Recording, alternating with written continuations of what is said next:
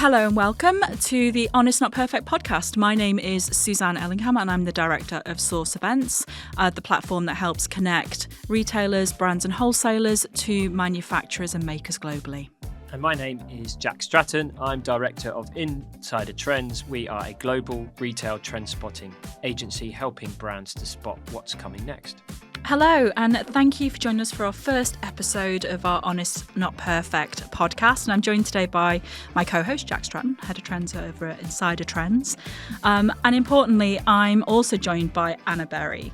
And today we're going to be talking about managing risk in an uncertain world and how you manage the day-to-day whilst also taking into account some of the volatility in the world around us. I think it's fair to say the world's never been a more volatile place, and retail's tough right now. For the last few years, a lot of retailer-related businesses have been in survival roles, and it feels like they've been hit with a never-ending curveballs, from COVID to cost of living to wars, geopolitical uncertainty.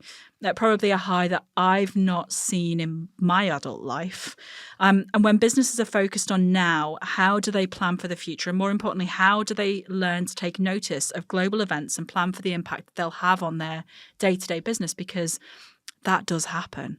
I'm joined today to discuss this with Anna Berry, who, with more than 33 years of retail experience at both the shop floor and head office within John Lewis, is the perfect person to talk about this.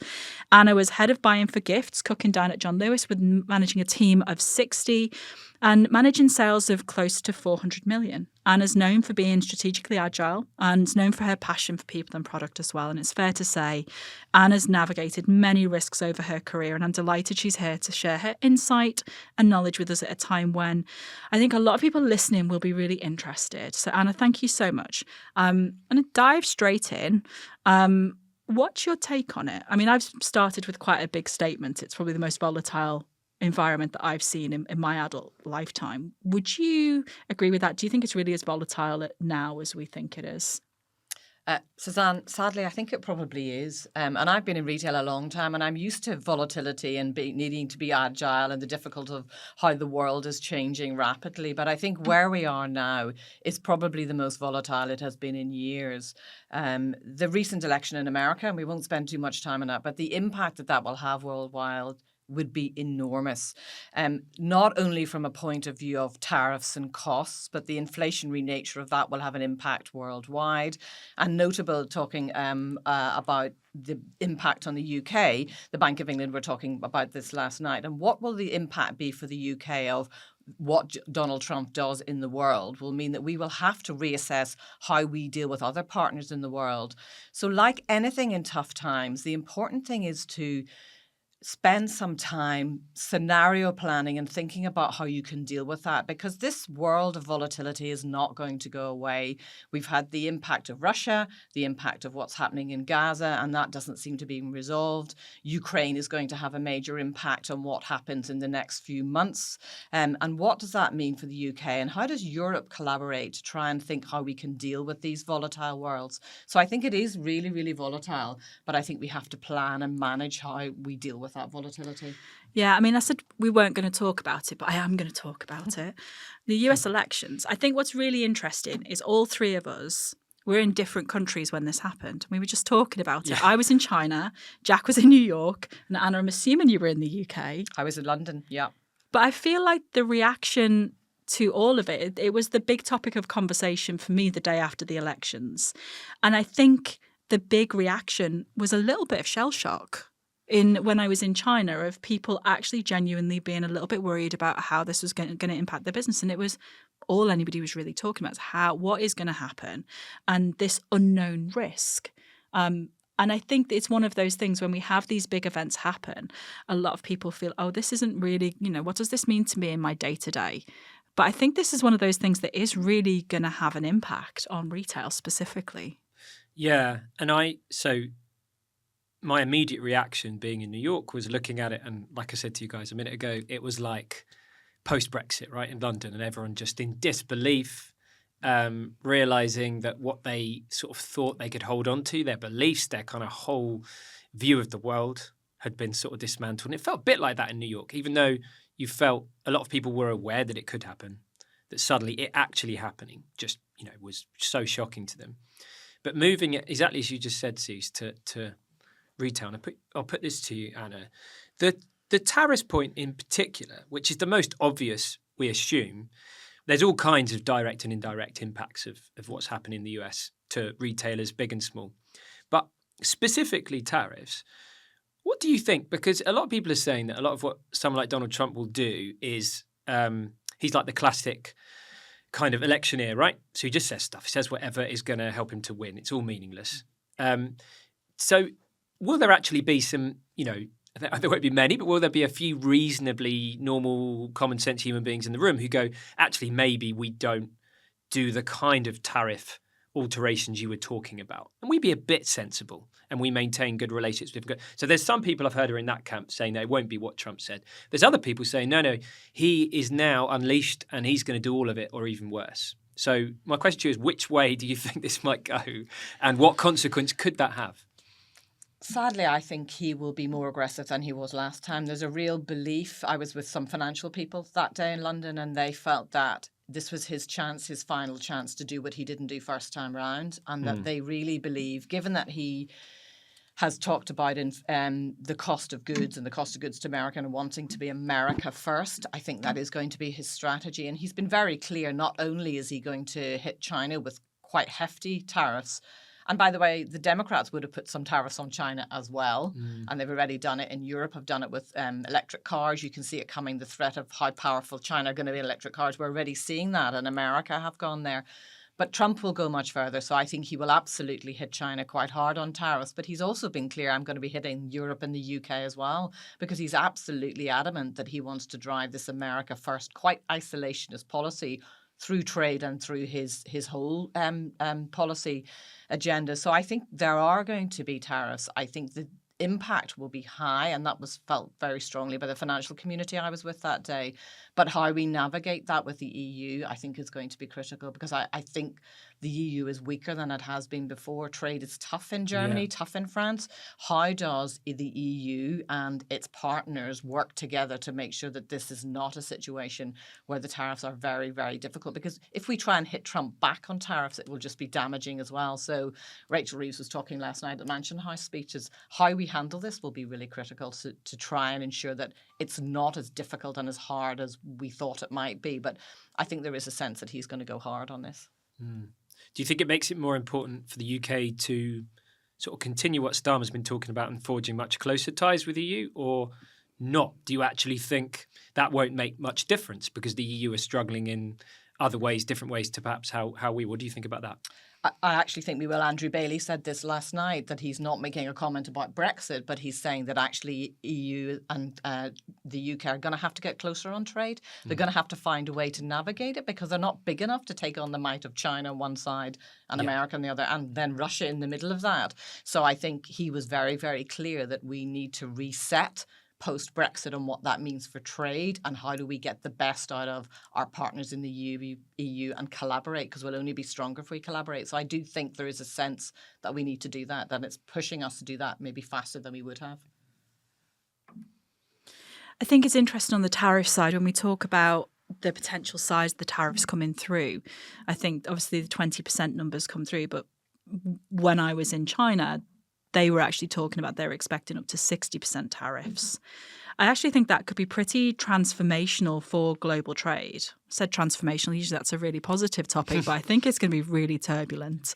And I think we're going to see a lot of rebalancing of those trade relationships between China, Russia, India, but also between the UK and the EU. And I have to hope that this could actually help some of the bumpy Brexit policies that have stopped the UK and the EU trading as much as they could. I think what this could do is force the EU and the UK to actually sit down and talk about some of the issues that they have had. Because I think to anybody working in Brexit, working within retail, I think Brexit caused so many problems in import-export, in trade, in tariff, in everybody implying their own standards. It's been really difficult, and I feel that this could possibly, only one of the few positives out of this is it could actually force us to simplify our trading relationship with Europe so that we can start to boost the trade between each other. The EU is our largest trading partner. I absolutely agree with that. And there was some conversations last night about the fact that what you don't want to do is, to your point, Jack, is to push Trump too far away from China, because China will then work with Russia and possibly India. And if you actually just get those people to align more, that might be damaging in geopolitical context. So I think it might force stronger relationships where we haven't had them. And I think I'm generally an optimist, even in these tough times. And I think that it might be some positivity that comes out of this, because the balance is quite hard. You don't want to tip it too far. And that's where I think there will be some hope that there will be some people in Trump's government who will say, look, we will only go so far. We'll put some tariffs in, but we will manage this, because if we push too far, we will just push China, Russia, and India together as a bloc. And that will be huge and really difficult. And America, although is an incredibly strong country, it's not the strength that it had many, many years ago. And it's losing its place in the world. China is going to be taking more money then by 2026. India is coming as a powerhouse. Russia is still a very wealthy country. So they need to be really careful about where their place is in the world. And I think it might be important in terms of the allegiances that you don't push it too far. Yeah. I feel like for the last maybe 5, 8, 10 years, we've seen global powers really following an isolationist policy. And I feel that this election is probably America really taking that to a little bit more of an extreme under Trump. But I think the byproduct of that is that it may mean that other countries kind of see that actually this isn't going to be a long-term viable policy if we're going to all thrive. Yeah, I agree. Totally. So I think obviously taxation and tariffs, I think we're going to see some significant changes. Anna, what do you think are going to be the impacts of these? When do you think this will kind of start to be felt by ordinary retail businesses? Do you think this is going to be kind of 6-12? If you were sitting there in John Lewis, what would you be doing right now to kind of mitigate some of the risk? So it's interesting. I think when you're part of a big business, you do something called scenario planning, is where you always look future. So even small businesses need to be aware that the geopolitical impacts they're going to have on them, is they need to be aware of that. And actually what we would be doing now in these big businesses is looking at what's going to happen currency rates and when is that going to impact. So you would look at your planning for the next season, because you've already bought the season for early 2025, but the second half of 2025 won't have been purchased yet. So you'll be looking at where are the markets that you're sourcing for and where is there going to be some volatility. We would do something that we would hedge currency anyway. So we would look at the dollar and we would look at the Hong Kong dollar, we would look at the dollar and we would hedge and buy forward. So if you can do that and get support to do that, really helps, because the last thing you need when you're a small business or a buyer is to have to be a finance person who's hedging currency all of the time, because if you don't do that, you spend more time worrying about what the actual cost of something is. So it's really, really valuable to do that. And there are a lot of small businesses who've come to Source who can help you with that, to actually get to understand that at least if you know the dollar rate is that, you know where you are and where your margin will go to. So planning is going to be really vital, because for the second half, so it will impact definitely the second half of 2025. And what we would do in John Lewis is we would relook at forecasting things that we had pre-purchased and say where is there some vulnerability and what do we need to do that.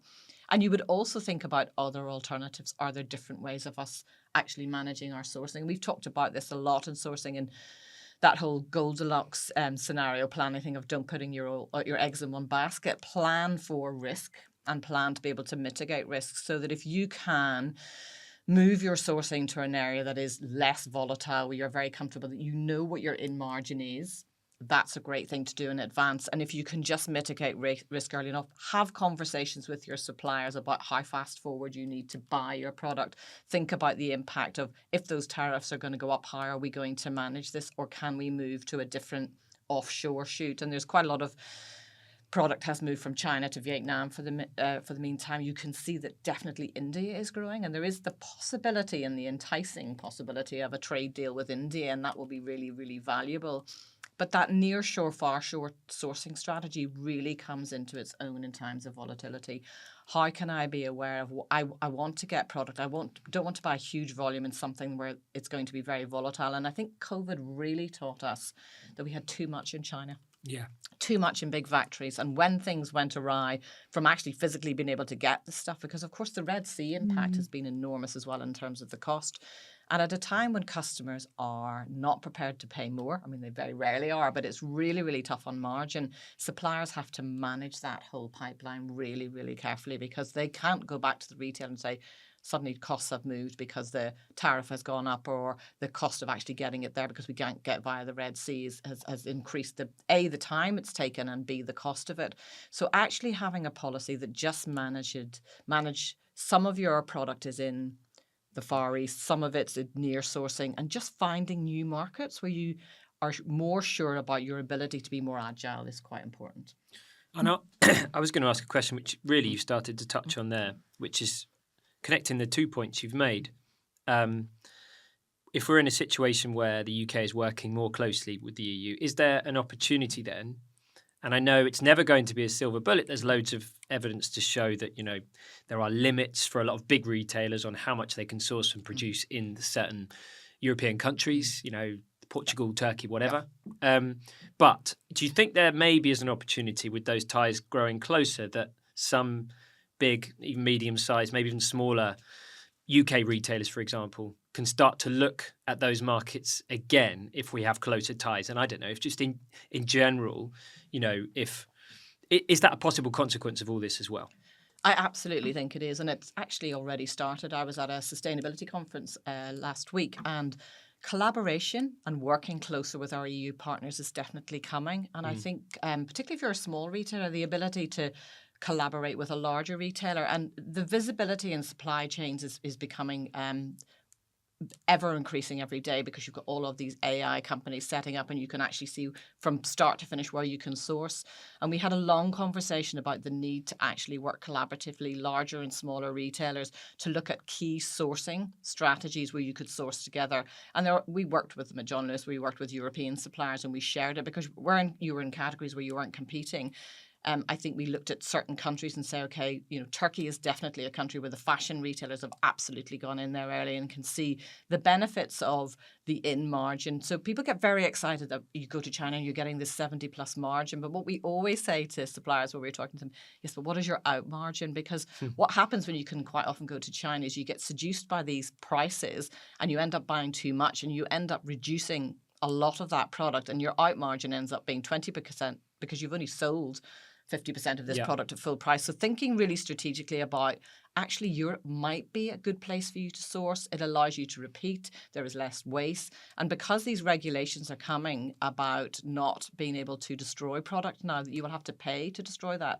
We hear the statistic that over 40% of the product that's sourced in China doesn't hit the shop floor in fashion. Yeah. It's probably higher than that. I was going to say, I think it's higher than that. Yeah.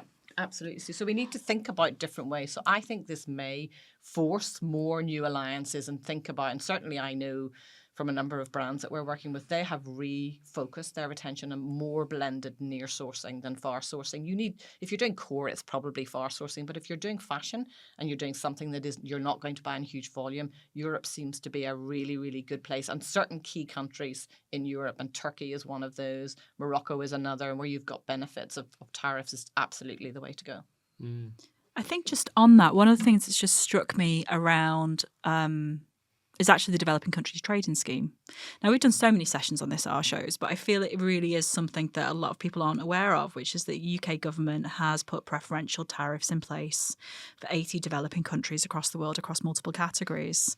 So when you're looking at far sourcing in Vietnam, Cambodia, Indonesia, you've got tariffs. But if you're looking at kind of North Africa, Egypt, there's actually tax relief through these tariffs available, and same with Eastern Europe.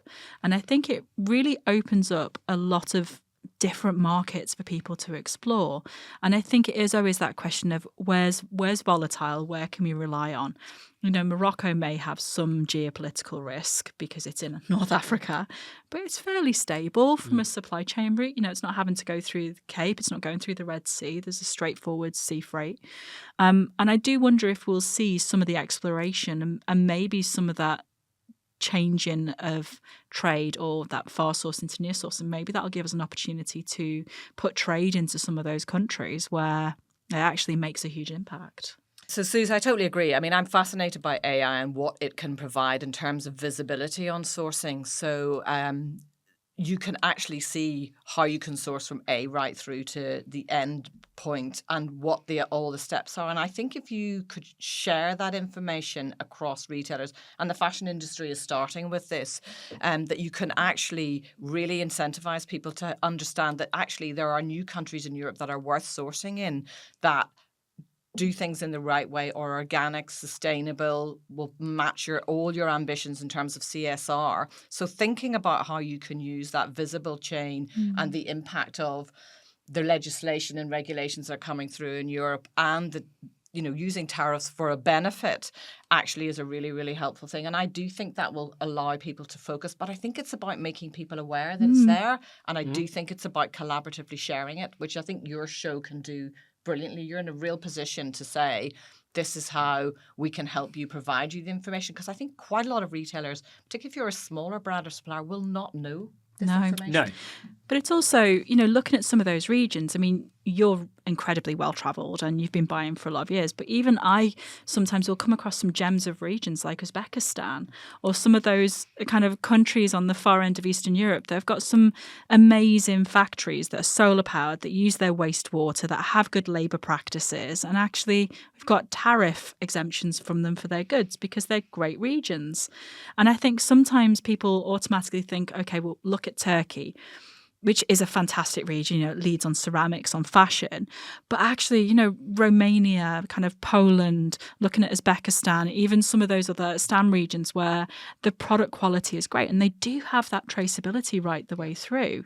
But I feel like unless you know to look there, you wouldn't look there. It's like the old adage, you don't know what you don't know. Yeah. And I think that's where digital passports will really help. So the fact that, people can groan about regulation, but actually having regulation and making that supply chain visibility more accessible to more people, because you can now look on a label and you can tell what factory that came about, where it is and everything. And I spend my life looking at, if I'm looking at great product, I think, I wonder where that's come from. And the big guys are better at this, but you can see on their websites, those guys who are really far forward in this, whether it's IKEA or whether it's H&M, they're really clear about where they source and where their factories are. And you can surprisingly say, oh, that's come from somewhere I didn't expect to, Madagascar or whatever. And then look at, so they're experts on this. And then you get all the information, and government websites will then tell you what the tariffs are, what the duties are. So it can really help in terms of opening the world up and not just sourcing where you've always sourced from, but thinking about alternatives. Well, on this, because I think it's a very relevant point whilst we're talking about this, the other big topic in terms of regulation around shipping is the de minimis stuff with Temu and Shein, so the shipping exemption that they benefit from. What do you think about that? Because obviously in the US, they're fairly close to some sort of legislation. In France, it was talked about ages ago, and there's still conversations there. Stuff's happening in the Nordics, in the UK. It's sort of a bit more of a grey area because there's still the sense that we might end up with Shein IPOing here. So, who knows? Yeah. But on that, I hear two views on this. Is one, de minimis exemption. Like if there's regulation around that, it's good because it stops Temu and Shein growing, and therefore smaller brands, smaller e-com brands can compete. Then other people say, well, no, but because they're going to suffer from the same thing, because actually getting rid of that exemption will penalise them as well in some ways. But then I guess it assumes that they source in that way, which they don't, right? They don't do the factory to customer thing in the same way. So I'm of the opinion it would be a really good thing. But I have definitely seen a growing number of people saying, oh no, like legislation isn't the way. It's about innovation. It's about you have to try and learn from Temu and Shein and what they're doing and their gamified apps, their brilliant online marketing and blah, blah, blah. So I'm not going to offer too much opinion, but I'm really interested in your thoughts. Will it help smaller, bigger businesses to have regulation around that shipping or not? And is there a different answer? What do you think? I think it's really tricky because I am by nature a free trader. I do really believe in free trade. I think that's better for the world. I think tariffs don't benefit the people at the bottom of the chain, actually. Yeah. And I think there's a really big sort of ethical debate about free trade, which is why this kind of recent American election makes me weep in some ways. But I think it's really, really difficult for small suppliers to have this kind of unfair giant like a Shein or a Temu be able to trade preferentially in their country. So I'm actually of some regulation that I think manages it and makes it fairer for retailers. So I do think there needs to be some regulation. It's like the frustration you have if you're a retailer with bricks that the clicks don't pay, and the preferential of those big retailers benefiting from being able to not pay any tax in country. So I just think it needs to be more level, and I'm conscious that the regulation needs to be there in a way that is fairer for all. Yeah. I think the French approach is quite interesting, that they will be putting, I think it's a percentage tax on country of origin. Yes, So yeah. small items coming from China specifically, which is Temu and Shein. Yep. I think that feels to me like the most sensible approach, that you could try and do something like that whilst not penalising your smaller kind of businesses who are maybe bringing smaller kind of shipments over. I think there's a difference of one item coming from China and a few boxes in a container. I think that's a little bit different. Yeah, and it feels like it isn't totally contrary to the kind of free trade principle, because About it is fairness. Exactly, and it's one of those rare examples where even if you're like a libertarian, you still would have to admit that all the government is doing there, government in any country, is basically just saying, actually, we have to stop this is a genuine race to the bottom, and we can do something here and clean it up a bit, and then it's back open and, do what we need to. So I'm totally with you on it, Anna. I think, like, even if you're and I'm no libertarian at all, but even for those guys, I think you would have to say this is one example where a government is really justified, because you're going to do a lot of good for a lot of businesses, right? Yeah. What I love is that you started with, I'm not going to give my opinion. And we all blatantly know what it is now. I'm really bad at, I'm the worst neutral No, but I think offerer. I think everybody around this table can see it's a matter of fairness, and that this race to the bottom of price and the way that they're able to operate, without me getting my soapbox, it takes business away from small retailers who need it in the UK, where it is expensive to trade, where they are doing the right things. And I think this is one of those cases where our government does need, or somebody needs to step in. And I actually really love what the French are doing in terms of sustainability legislation, in terms of what they're looking at doing. I think it's the first, but I don't think they should be the only ones. But Anna, bringing it back to the conversation around volatility, I think one thing that we've spoken quite a lot about is feedback loops. Mm-hmm. I'm going to ask you to talk a little bit about this, because I think when we talk about how do businesses create processes where, if you're focused on the day-to-day and you're in survival mode and you've got to hit, maybe sales aren't going well, you're focused on what's happening right now, where do you start to build the time into your kind of day or into your week or into your month where you can actually just sit back and think, right, tariffs, tax, all of these things, how is this going to impact me? Is it going to impact me? Is this something I just don't need to think about for a while? Like, how do you start to turn that and do that scenario planning that you did within John Lewis as part of a course? How do smaller businesses try and build in that external feedback to their own business? I think it's really interesting. I think it's all about collaborative ways of doing business and using the partners that you do business with to inform you about a better way of doing business. And I remember I learned from an amazing senior buyer when I first became a buyer at John Lewis, and he said, use the suppliers around you when you're in a new category to really understand how things work and listen to them. And we're all guilty of, because retail is such an immediate business, it's all about what are the sales today, what are they going to be tomorrow? And that's where the sustainability thing is quite interesting, because you've got one very short-term and one very long-term agenda, and bringing them together is quite difficult. And it's always the same when you're in business. You're trying to drive today and next year and deal with last year's problems, but you also have to think strategically.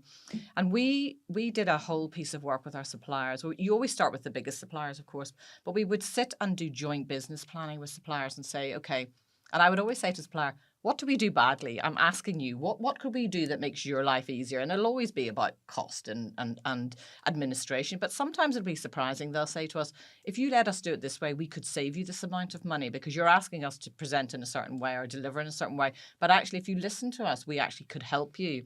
And I learned quite a lot from the big suppliers' joint business planning that we then brought back with our smaller suppliers. And we did a piece of work. We would, and you can't meet all of the suppliers you're dealing with, but we would meet the big ones. And then we would do a questionnaire where the suppliers could feed back to us really, really honestly about how it was to do business with us, what we felt was efficient, what was going well, but what they felt they could add. And I think if you have this continuous improvement feedback loop, you'll get a supplier who trusts you and you build a long-term relationship with them. And they say, this is how we could work together. So, for example, we could innovate more. You don't give us an opportunity to innovate more. And that was a really interesting moment for us with supplier, because we'd always assumed because we're busy, they could only do one thing well. But actually, they said, you never asked us about this part of our business. And actually, it was an amazing new category that we could do for them.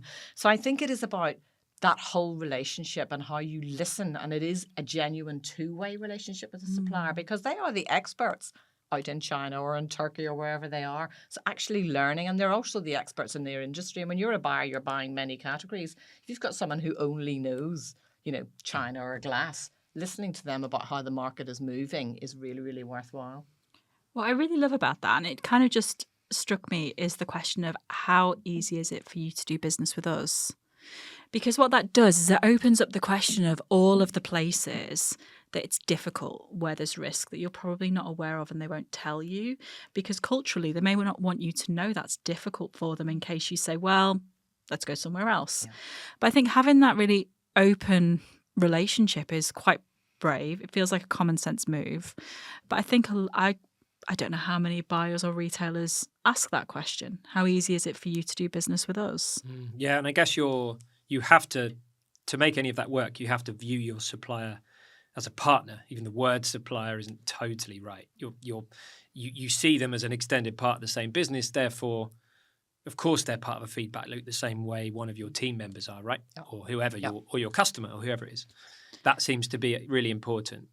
Really interesting when we hit COVID. And look, I'm not saying we were perfect, but you always try to do the right thing. And one of the key performance indicators for a buyer and journalist was how you treated your suppliers, and you were judged on that. And I was in commercial management, supplier management for a while, and I found that too transactional. And what I used to say to my team, if it's a bad deal for the supplier, it's a bad deal for us long term, because short term they'll do it because it's us. But it's really, really critical that you actually think about, and this is a business, we're all in it to make money. But I think it is a question that people should ask more frequently, because we did treat our suppliers as partners. And when COVID hit, I remember a retailer telling me afterwards that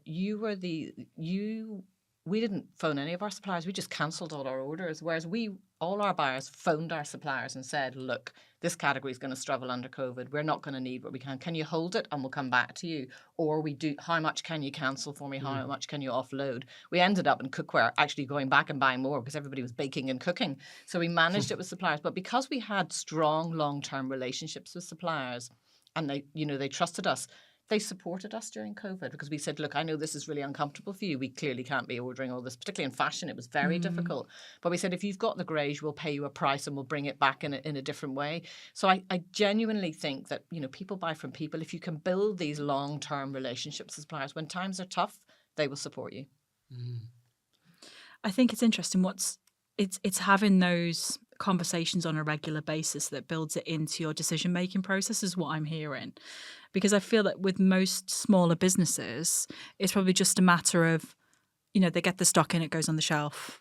And actually for them, it's that transactional process. It's how often do they call up their wholesaler or their importer or their factory and just do that even once a year. And if you're thinking that's a once a year conversation, then chances are you're not really looking at the external factors generally that could impact your business. And just having that conversation, even if it's just once every 3 months, just puts it into your mindset. And maybe I kind of feel would just train you into a better way of thinking about risk and about these bigger kind of volatile issues, which you might not be thinking about, but I bet your supplier is quite a lot. Yeah, I totally agree. And I think this is not going to go away. This volatility has been here for some time. It's only going to get worse in the next couple of years. And I think what I learned long term, and since I've been out as a consultant, is you kind of need to mitigate for risk all of the time. You need to be planning. And if you plan, then it's less bumpy than you imagined it because you have mitigated it. And that sort of Goldilocks scenario of not putting all your eggs in one basket. And so for suppliers, sometimes you can have too many. And if you're a smaller trader, think about who your key strategic partners are, who is important to you. And yes, you have to pull a couple of new suppliers in because you might need new categories. But if you can build collaborative, longer term relationships with suppliers and with new suppliers, give them an understanding of where you'd like to grow with them so they have a stake in it. It just makes all that much, much easier in terms of managing the volatility and thinking, well, when I know there's a risk, I know who I'm dealing with and I know how we can mitigate it. Great. And I think those kind of relationships or those conversations with your suppliers and with your partners and really shifting the way that you think about, maybe supply partners is a better way to say it, but how you work with the people you work with internationally to just make sure that feedback's constantly coming in. But what other tools did you have in your kit? Obviously, you're out of the kind of the John Lewis buying environment and into the consulting into the consulting world. What are some of the tools that you would advocate and that you would walk a retailer through, or somebody that you were working through? Where would you start if you're working with a business that's got quite a lot of exposure to international kind of supply chains, and they're in this day-to-day process? Where would you start with them to start to open up their ways of thinking? So I would start right back from their strategy and what they believe they wanted to deliver, and I would get them to reassess where they were currently and where so then I could assess where the risks are. And we have done this piece of work with a supplier who could see the volatility coming and ethically wants to do more in Europe, so wants to switch a little bit of their sourcing from the Far East, could see that they had bought too much volume. So like the conversation I had earlier, thinking about it's all very well you going to China, but actually you have bought about 3 years worth of stock and you're not going to sell that quickly and you're now sitting on this stock. Sounds like garden furniture all over again. Yeah. I mean, one of the most difficult ones to source. If you've got seasonality, that's an absolute killer. And garden furniture and Christmas is the same. You need to manage that.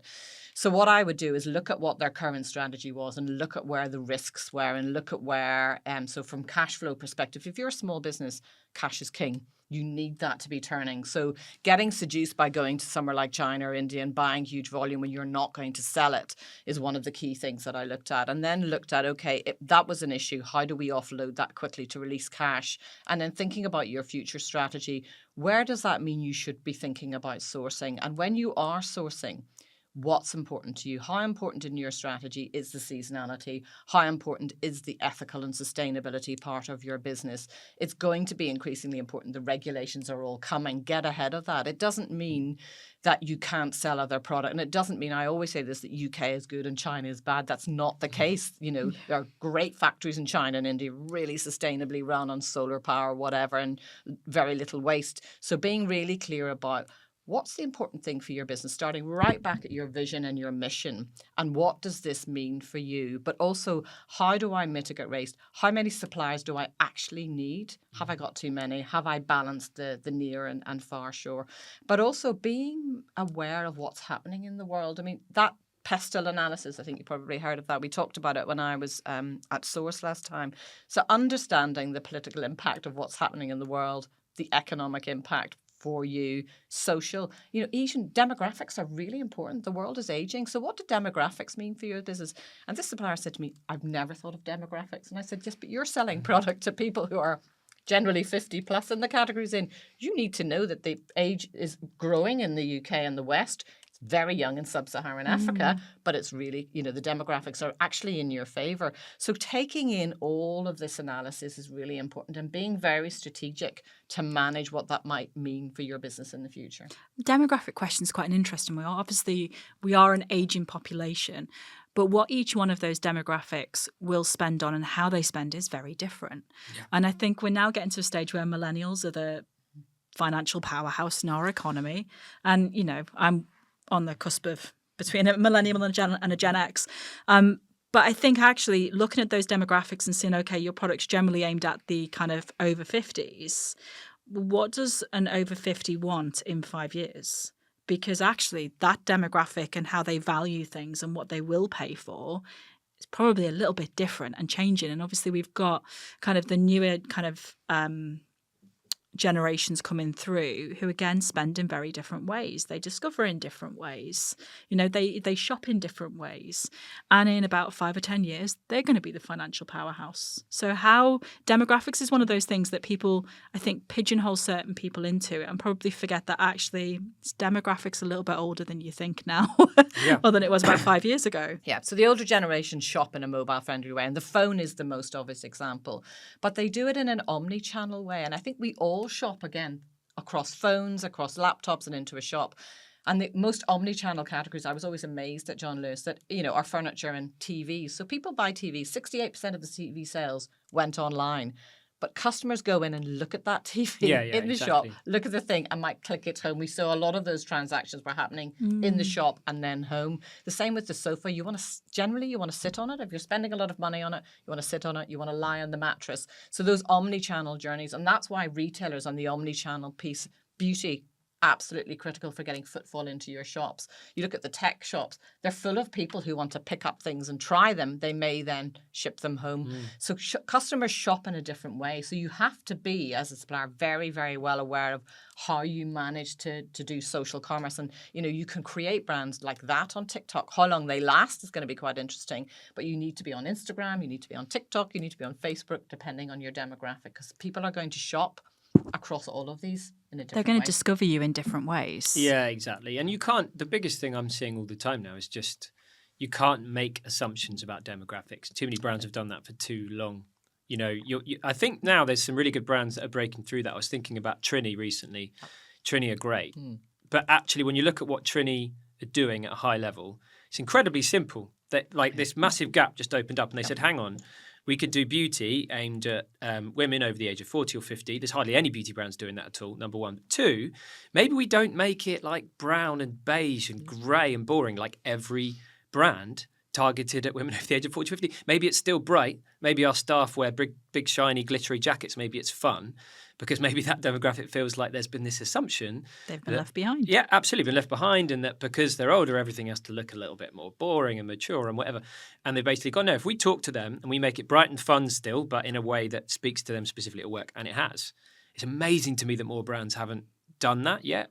Because they're just, so to all of what you're saying, I totally agree, Anna. And I think it's all, also just about not making assumptions about going, oh, they're older, so they're not as online as much, or they're this, so they like these colours, or they don't like stores, or they do like stores. Like, no, really just stop and actually watch these people, watch your customers of all ages, speak to them, look at them, follow them, and probably it will point you in some directions you hadn't predicted. And what I'm listening to you now, and the thing that comes to my mind is that we're generally looking at these external feedback loops as a way of finding risk. Actually, in a lot of cases, it's a way of finding opportunity. Exactly. Totally. And I think, again, that's something that many businesses aren't really looking for. Again, if you're in day-to-day, we need to do this, we've got to get the sales, we've got to deal with this, that, and you're in that firefighting mode, not only are you probably not looking at the risk around it, but you're probably missing the opportunities that are popping up as well.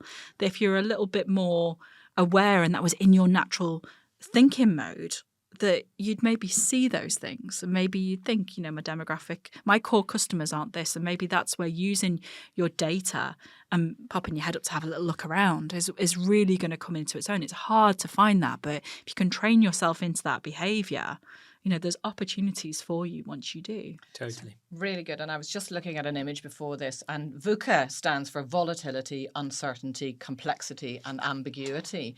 But they had turned it on its head, this company, and they'd said you can actually use VUCA for being visionary, having an understanding, having clarity, and then having agility. And I think that's what tough times do. Quite often, brands were built out of really, really tough times because it makes you refocus and it makes you rethink, mitigate your risk, but actually it might be an opportunity.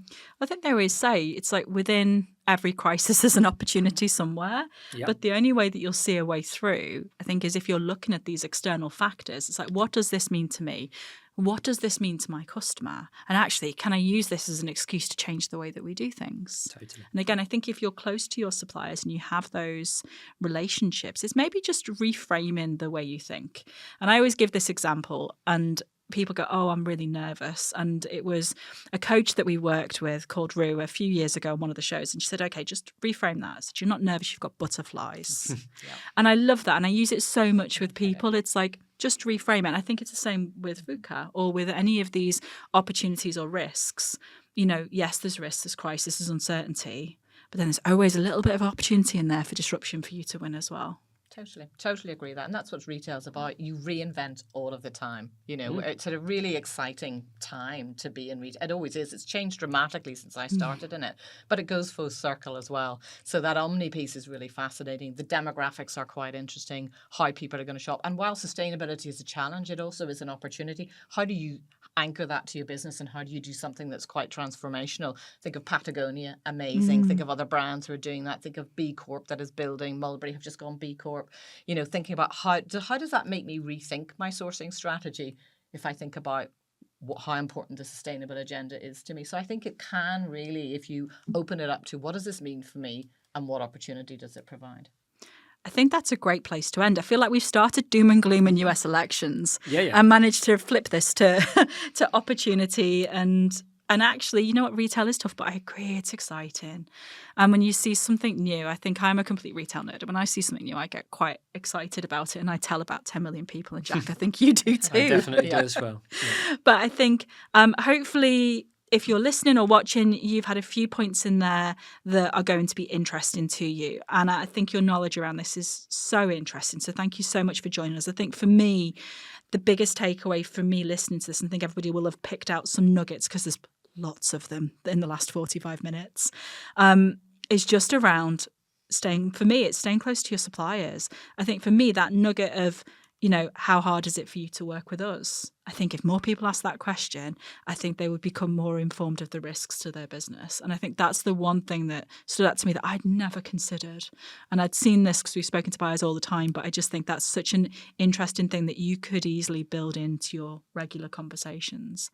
Jack, I'm going to give you the last. Yeah, very similarly. And it's made me think, a lot of what Anna was talking about in that relationship with the supplier has made me think of this whole future of, you know, factory to consumer retail that everyone's talking about, Temu, Shein type stuff, which is all well and good. But, you know, that removal of the middleman being the retailer and all these other people involved, is that then there's absolutely no relationship with the supplier because the customer doesn't have a relationship with the supplier. Of course, why should they?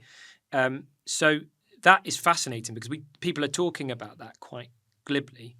You know, oh, that's the future, that's how it's going to be. But if there's no relationship with the supplier, how long does the supplier really care about producing anything of any quality? How is there any longevity with that model? I don't know. It's another way in which I think we can almost look a bit positively at that and go, do you know what? Middlemen aren't finished because suppliers need people to care about what they're doing and hold them to account, have relationships, push them, support them, all that good stuff. Yeah, it's a great place. Anna, thank you so much for joining us. And hopefully we'll see you on a future episode. Great. Thank you very much. Loved it. Thanks so much.